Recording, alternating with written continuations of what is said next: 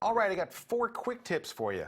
First one is how to find out if you've forgotten to add your copyright. Like we always want our copyright information embedded in. That's why I create a metadata, preset with all of our copyright information in it. But did I remember to put it on every single photo I've imported? Here's how to find out. You're going to hit the / key in your keyboard. It brings up the library filter up top here.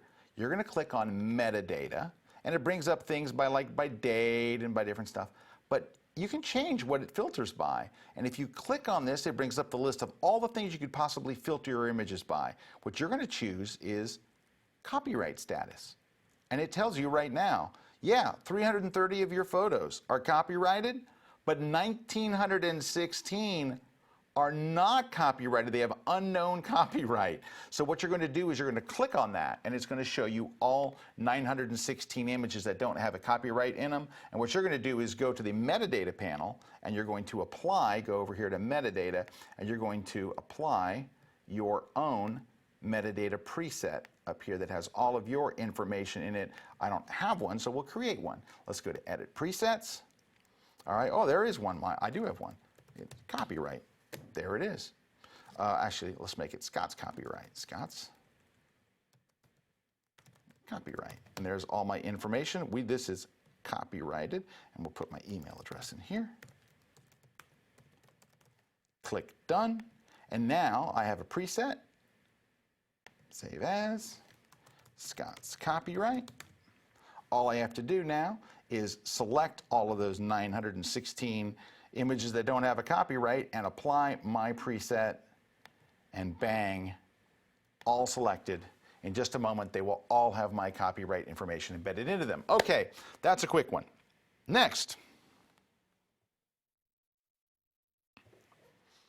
I want to show you one of the handiest things that you can do to speed your workflow up. And I just talked to a photographer this week. He didn't know about it. He read about it in my book and was like, that sped up my work by 1,000,000 times. And it's going to sound really silly, but we're always constantly scrolling up and down this long list of panels, right? We have all these different panels.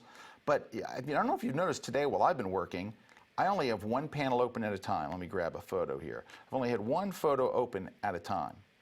And that's because I use solo mode. What solo mode has said is don't have every panel open, so I'm scrolling up and down this long roll. But any panel I click on, show that panel, and collapse all the rest. It makes things go so much quicker. All you do to turn this on is right-click right beside the name of the panel, and you'll see a little thing down here called solo mode. Turn that on, and now all you'll see is the panel you're working on. Why would you want to see panels you're not working on? Why would you want to have them open at all? Exactly. So solo mode, I think, should be on by default, but it's not. But it doesn't matter now because now you know about it. Hey, the third tip happens in the same thing.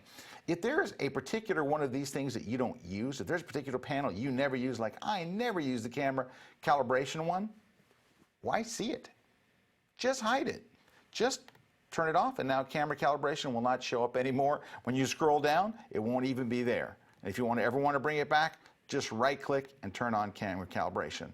Also, same thing up top. If you right-click up top, you have all these modules. If you go, I never, ever go to the map module, which, by the way, I don't, you can just hide it, and it disappears from view. So this is all designed to keep you working quickly, not have distracting things around, and you're ready to go. All right, the last one is a workaround. Remember we did this Allison and Michael line we did earlier for remember our image we had back here, the Allison and Michael thing? So, hey, let me pop this other image back up there. There we go, good. All right, so we're back where we were. The problem is you can create one line of text, but it doesn't want you to create multiple lines. Like I couldn't put Allison and Michael and the date they were married and the name of the church. I just have to put Allison and Michael. I get one line of text basically, because if you hit return or shift return to move to the next line, it just thinks you mean okay, and it returns you to the screen. Here's the trick. If you go over to Photoshop and you create your lines of text there, right? Let's make Michael's a big M here. If you create your text there and copy it, then you go to Lightroom, and then you go to that module, go to the identity plate, you can select all, hit paste, which is Command V on Mac or Control V on PC, and it keeps the 3 lines of text. So there you go. You can actually sneak around and sneak extra lines of text inside of Lightroom. All right, so there was 4 little quick tips for you. We got more tips, but I just thought I'd throw all 4 together real quick for you.